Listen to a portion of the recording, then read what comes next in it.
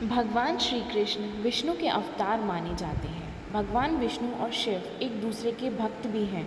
पुराणों में जो कथाएं मिलती हैं उनके अनुसार शिव को नहीं मानने वाला व्यक्ति विष्णु का प्रिय नहीं हो सकता। इसी प्रकार विष्णु का शत्रु शिव की कृपा का भागी नहीं हो सकता। लेकिन एक घटना ऐसी हुई जिससे भगवान शिव और विष्णु के अवतार भी श्री कृष्ण युद्ध में आमने सामने आ गए और छिड़ गया महासंग्राम।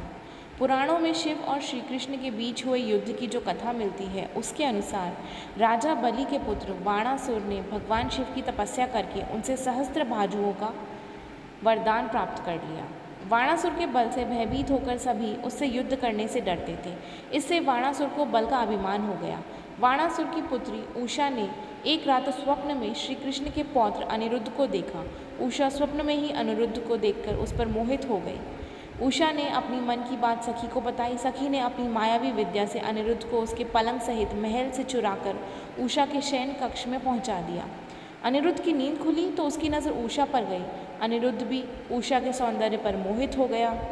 जब बाणासुर को पता चला कि उसकी पुत्री के शयन कक्ष में कोई पुरुष है तो सैनिकों को लेकर उषा के शयन कक्ष में पहुंचा। वहां पर बाणासुर ने अनिरुद्ध को देखा।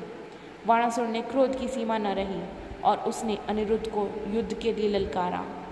बाणासुर और अनिरुद्ध के बीच युद्ध होने लगा।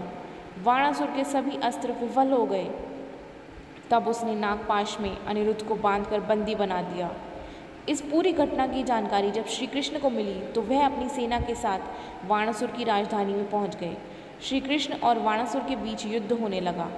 युद्ध में अपनी हार होता हुआ देखकर बाणासुर को शिव की याद आई। उसने बाणासुर को संकट में के समक्ष रक्षा करने का वरदान दिया था। बाणासुर ने शिव का ध्यान किया तो शिव जी युद्ध भूमि में प्रकट हो गए।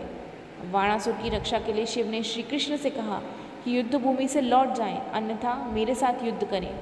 श्री कृष्ण ने शिव से युद्ध करना स्वीकार किया और छिड़ गया शिव एवं श्री कृष्ण के बीच महासंग्राम। श्री कृष्ण ने देखा कि शिव के रहते हुए वह बाणासुर को परास्त नहीं कर सकते, तो उन्होंने शिव से कहा कि मेरे हाथों से बाणासुर को पराजित होना विधि का विधान है। आपके रहते मैं विधि के इस नियम का पालन नहीं कर पाऊंगा।